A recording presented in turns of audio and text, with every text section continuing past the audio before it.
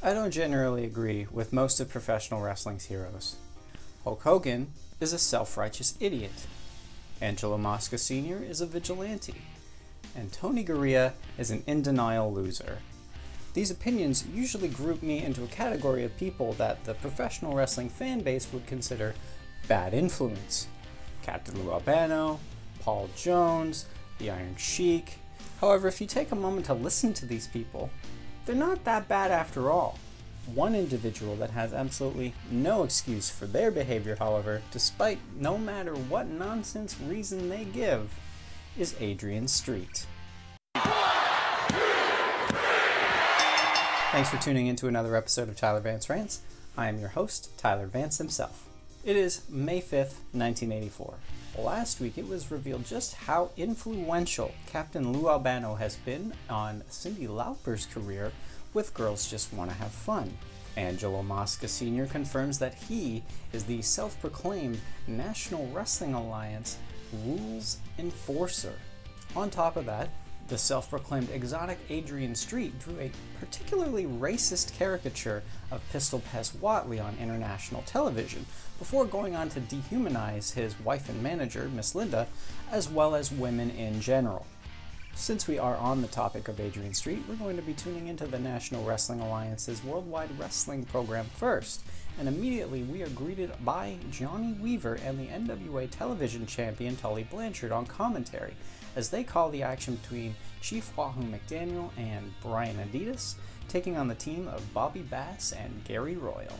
What's interesting to me about this is that Chief Wahoo McDaniel seems to have dropped the waste of time that Mark Youngblood is in favor of a new protege, Brian Adidas, something that may have just saved Chief Wahoo McDaniel's career. Despite this being one of the first, if not the first times that Chief Wahoo McDaniel and Brian Adidas have teamed together, they act like a very well-oiled machine. Adidas puts Bass into that lame airplane spin finisher, which also hits Gary Royal, so that Adidas can secure the W for his team. He is already so much more impressive than Mark Youngblood ever could hope to be. Backstage, Johnny Weaver interviews Angelo Mosca Jr., who seems to be in possession of the Mid-Atlantic Heavyweight Championship. What the hell is going on here? No, don't adjust your sets. You heard me correctly. Angelo Mosca Jr. won a rematch of a rematch against the Russian Bear Ivan Koloff to once again become the NWA Mid-Atlantic Heavyweight Champion. This match took place at a special untelevised event, and we, the television audience, are only hearing about it now. Going back to the topic of Ivan Koloff, Angelo Mosca Jr. then states that it is a good thing that a real American has the Mid-Atlantic Heavyweight Championship again, and all I have to say in response to that is, Ivan Koloff is a real American. Cowboy Bob Orton, before he rode off into the sunset towards the World Wrestling Federation, as well as the pride of the Carolinas, Don Kernodle, made it so. Johnny Weaver's next backstage guests are Adrian Street and Miss Linda. And before the interview can even properly get going, Adrian Street just immediately starts going at American women in a form of a tirade. The women here are so pushy, you know? They keep asking me out, like the dates and all that kind. We get it, Adrian. You hate women. You know, I never thought I'd say this, but thank goodness for the boogie woogie maniac Jimmy Valiant, because he comes out here and interrupts this awful nonsense that Adrian Street is spouting. Valiant interrupts the segment by kissing Miss Linda, which results in Street just looking on in absolute disgust.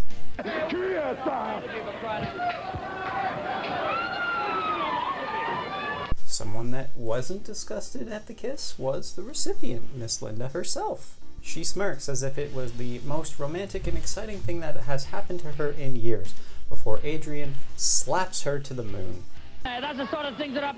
Don't you, Fleet? Don't you laugh? Why that silly smile off your face? As if the Boogie Woogie Man had never even come down at all, once he leaves, Adrian Street then continues uninterrupted his tirade against women, saying, as far as I'm concerned, all those blue bleach, fat, waddling American women that hang around with him, they would be far better off getting themselves a ticket and going off to India, because in India, cows are worshipped. Vinnie Valentino takes on the big cat Ernie Ladd next, and before the match can even get going, I'm immediately upset when Rufus, our Freight Train Jones, heads down to the ringside area to interject in the match. Jones offers his managerial services to Valentino, the same crap he pulled a couple of weeks ago with Brickhouse Brown. You're not a licensed manager. Why is the NWA allowing this to happen? Somebody call Angelo Mosca Sr. because he's apparently the enforcer of the rules and Freight Train needs to be escorted across the track backstage. As the match does officially get underway, Valentino uses the advice offered to him by Rufus R. Jones, often going outside of the ring to have a full-on conversation with the man to do so. Referee, why aren't you doing anything? Count Vinnie Valentino. You know what? I'm tired of asking at this point. I'm tired of being surprised that the NWA officials just do what they want, haphazardly calling the rules when they seem to feel like it. So you know what, ref? Take your time. Vinnie Valentino, take your time. Rufus R. Jones, go ahead, give illegal managerial advice. I don't care anymore. Why doesn't Rufus get in and do the job himself, Johnny Weaver? I agree, once again, with Tully Blanchard. If you want Ernie Ladd so bad, Rufus, get in that ring and take him on yourself. The Big Cat struggles to keep pace with Valentino, who scores a near fall following a head scissors takedown. Then, Vinnie Valentino is dumped over the top rope, leading to the Big Cat's disqualification. Taking advantage of a man when he's down and out, Rufus R. Jones then heads into the ring and hits Ernie Ladd so hard it sends him flying across the ring. Of course the Freight Train would strike a man after he'd just gone through an incredibly grueling match. He's a coward. As if we haven't seen enough of the He-Man woman-hater Adrian Street, he's in competition next, taking on Mark Fleming. Unsurprisingly, Street literally uses Miss Linda as a stepping stool to get inside the ring. We get it, Adrian, you hate women. Perhaps calling this a competition was the wrong word. Street manages to secure the win following just a regular pin, which is then followed by Street and Miss Linda holding Fleming down and covering him head to toe in makeup. The Boogie Woogie Man heard my pleas just a little bit too late, but to his credit, he does head down to the ring to help out Mark Fleming, leading Miss Linda to practically beg Jimmy Valiant not to hurt her husband. Adrian Street then uses the momentary pause shown by Jimmy Valiant before he attacks the man from behind, leading to him and Miss Linda pinning him to the ground and covering him with lipstick. I think it actually made him look a little bit better. Leilani Kai and Penny Mitchell, both former competitors for the WWF Women's Division, are in singles competition next. Once the bell rings, Kai gives Mitchell absolutely no room to breathe, smothering her with a mixture of holds, moves, punches, whatever she can think of. For some reason, during the middle of the match, Johnny Weaver decides to pick a fight with the color commentator, the NWA television champion Tully Blanchard, saying that he only chooses to do commentary so that he doesn't have to defend his championship. You get paid by World Wide Wrestling to announce to the best of your ability, and I'm out here to correct your mistakes. Are you sure it's out here to correct my mistakes, or you just don't have to put that TV belt up in the ring against all the top talent that's around here, or any of the top talent? What's the matter, Weaver? Are you upset that last week Tully Blanchard's journalistic integrity and excellent questioning ability made you look like an absolute joke? The NWA television champion shuts the conversation down by saying, I do have some pull around here with that NWA belt, and you can probably be replaced. You know, why don't we just replace Johnny Weaver with somebody like, I don't know, Paul Jones.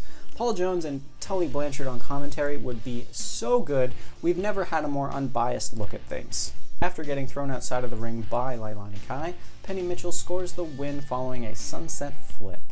I don't even know how to describe what we're about to see here, but I'm going to give it my best. We're treated to footage of what looks to be a ninja doing some training out in the woods somewhere. He's got several different martial arts moves that he demonstrates, both with weapons and without, but the camera just tends to zoom in to random areas of the background and then to the ninja himself before blinding us with the sun's glare. I have absolutely no idea who this is. My initial thought is that it's the Great Kabuki, but I can't confirm that. What do you think? Let me know down in the comments below. We're backstage once again, and this time Johnny Weaver has the NWA World Heavyweight Champion, the Nature Boy Ric Flair, standing by for an interview. The Nature Boy mentions that while he managed to go on and beat Ricky Steamboat to defend the World Heavyweight Championship, Ricky Steamboat then went on to face and beat Dirty Dick Slater for the NWA United States Heavyweight Championship.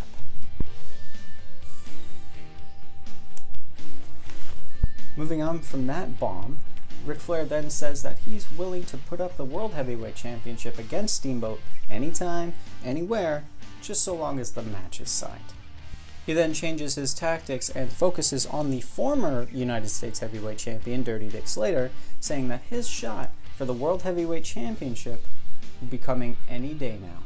As if he hasn't made enough enemies in a single interview, Ric Flair then goes on to target the television champion, Tully Blanchard, stating that anytime the television champion wants to step in the ring and go for the gold, the World Heavyweight Championship, Flair will be ready.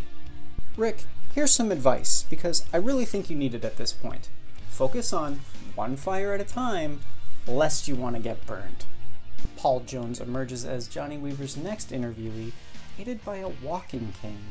The reason Mr. Jones is using a cane is due to the fact that he sustained serious injuries while competing in a steel cage match against Jimmy Valiant. Lucky for us, another untelevised event. Angelo Mosca Sr., you know, the resident vigilante, then comes out and says, I want you to hear this, Paul Jones. Every dog has its day. They sure do, King Kong, but you know what? The only animal around here about to be put down is you. Mosca Sr. then tries to attack Paul Jones, but the manager is wily enough to use the cane to his advantage. What kind of justice is this? I don't even think Batman would attack somebody with a cane when he was literally doing nothing wrong. Alright, you out-of-shape losers, it's your most hated segment of the week with Ricky Steamboat's summer exercises. So it's time to get off those couches, you potatoes, and burn off those fat cells. This week's exercise is the pec deck, and as usual by now, Ricky Steamboat explains the exercise as well as its benefits to your body, while his wife Susan Steamboat demonstrates how to properly do one in the background. As if to rub it in our faces, Ricky Steamboat then holds the United States Heavyweight Champion and talks about how he won it from Dirty Dick Slater. One of the reasons Steamboat seems so motivated this week is because he and Dick Slater will be having a rematch for the United States Heavyweight Championship very soon. Steamboat then goes on to outline the next phase of his career's goal, which is to become the World Heavyweight Champion. Another new champion, the NWA Mid-Atlantic Heavyweight Champion Angelo Mosca Jr., wins fast against Barry Orton. Before the match even hit a minute in length, Mosca Jr. scored the win following a flying crossbody. A second lightning-fast match follows the last one, as it sees the Pride of the Carolinas, Don Kernodle, and the Russian Bear Ivan Koloff team up to beat Sam Houston and Gary Quartinelli quickly with the cannon.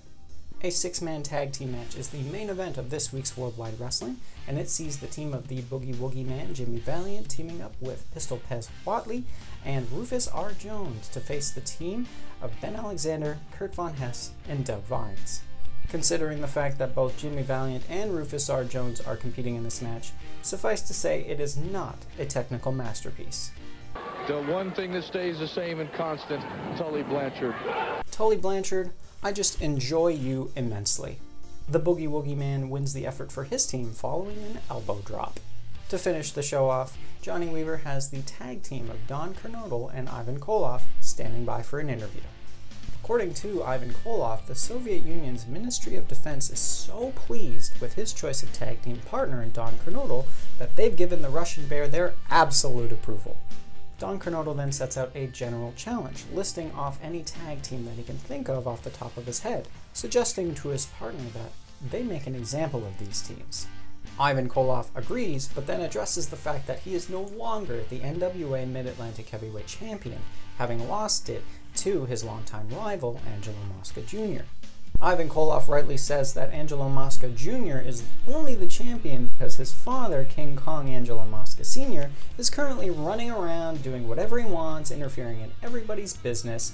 But don't worry, the Russian Bear and Don Kernodle are going to right this injustice very soon.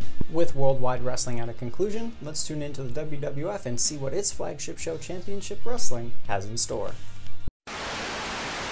Pete Sanchez has the unfortunate task of taking on Greg the Hammer Valentine as Championship Wrestling begins, while Vince McMahon and Mean Gene Okerlund are on commentary. Valentine starts the match off by stalking Sanchez before unleashing the full arsenal that the Hammer has at his disposal. Valentine goes on to get a near fall following a falling forearm, but Sanchez still has enough wits about him to get his foot on the ropes, forcing a break. Sanchez then seems to find his second win, causing the hammer to come momentarily taken off balance, before Sanchez is tossed outside of the ring and the hammer regains complete control of the match.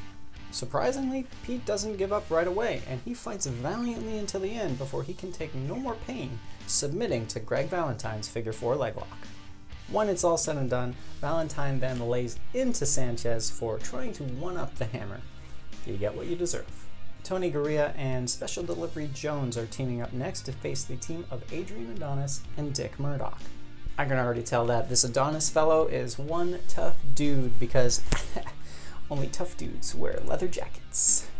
I'm also wondering if there are issues in the camp of Tony Garea and B. Brian Blair, considering the fact that Blair is nowhere to be found and Special Delivery is standing in. It wouldn't surprise me, and hopefully Blair has taken Roddy Piper as well as my advice and left Tony Garea in the dust where that fossil belongs.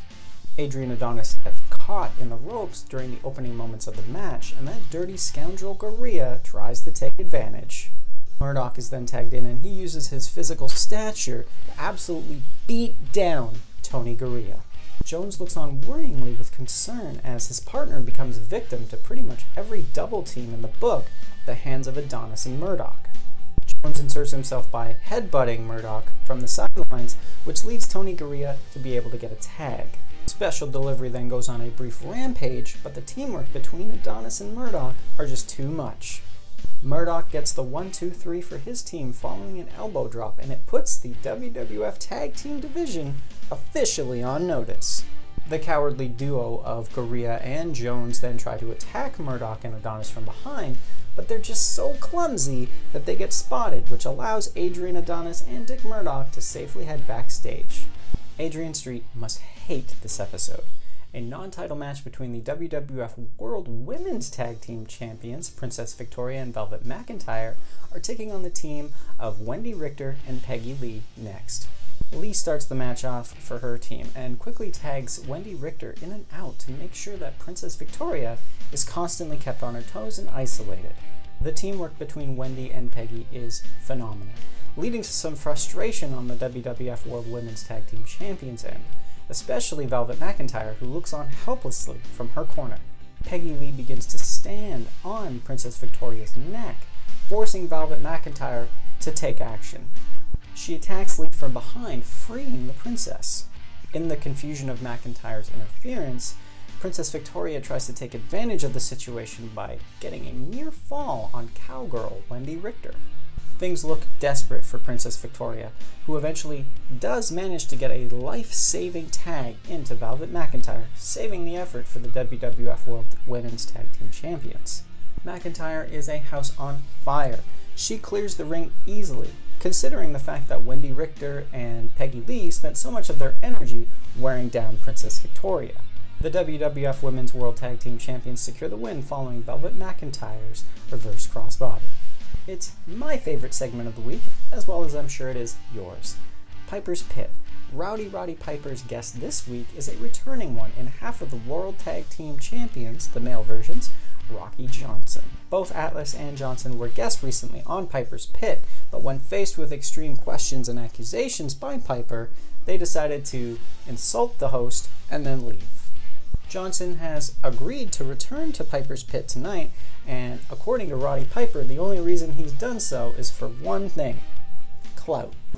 Listen, last time I was out here, you insulted me. I'm not coming out here this time to be insulted by you. Well then, why are you here?